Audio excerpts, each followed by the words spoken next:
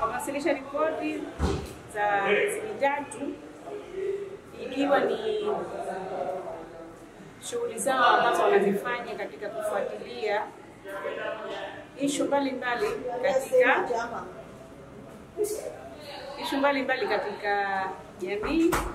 Wanazitaja wanajamii wenyewe. Sasa kwa kushirikiana Citizen Brigade na wanajamii wenyewe ndio wanafanya ufuatiliaji katika taasisi mbalimbali, mfano issue ya ukosefu wa maji, umbali pengine wa kituo cha afya, barabara mbovu, hawana elimu pengine kuhusiana na masuala ya wanawake na uongozi, kama kuna wanawake ambao hawajui kusoma na kuandika. Sasa hapo ndio wanafanya kufuatilia na kutafuta namna ya kuzipatia ufumbuzi hizo issue.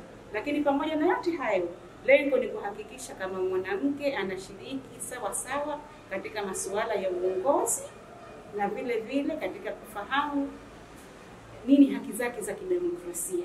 Sisahau, tunapofanya hizi interventions kuna level mbili kama sikosei. Kuna level ambayo Citizen Brigade wao wenyewe wana mandate na authority ya kuweza kuifanyia kazi na suluhu likapatikana, ndio. Na kuna shughuli, kuna issues nyingine zikitokezea katika jamii, Citizen Brigade kutokana na power yake ilionayo labda hawawezi kufika maeneo hayo, ndio. Yale mambo ambayo mnahisi nyinyi ni makubwa kwenu, tunatakiwa tuyawasilishe kwa TAMWA au PEGAO. TAMWA na PEGAO na platform ambao wanawasiliana nao kwa ajili ya kuzifikisha huko na kuzifanyia kazi. Kwa yale ambayo mnahisi kwamba ni makubwa, sio kwamba tunatakiwa tuyaache, tunatakiwa tuyachukue, tuyadocument na tuangalie namna gani tukasaidiana kwa pamoja kati ya Citizen Brigade na hizi partners wetu wanne hawa.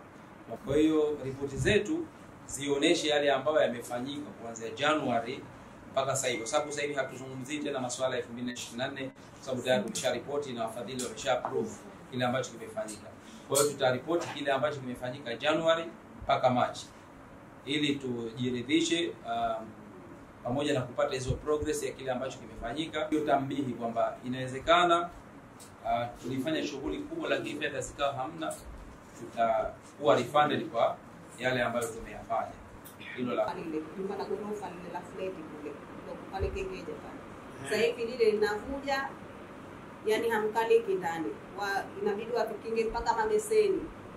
Kwa hiyo ni hasara kwao familia ziliomo, lakini ni hasara kwa watoto wanaweza kuchukuliwa katika ngazi ya diploma. Na ukiangalia unaona amesema pale kwamba itabidi tubadilishe fani tena, turudie cheti na pesa, turudie cheti na pesa pamoja na muda ushapotea, pesa zenyewe za kimaskini.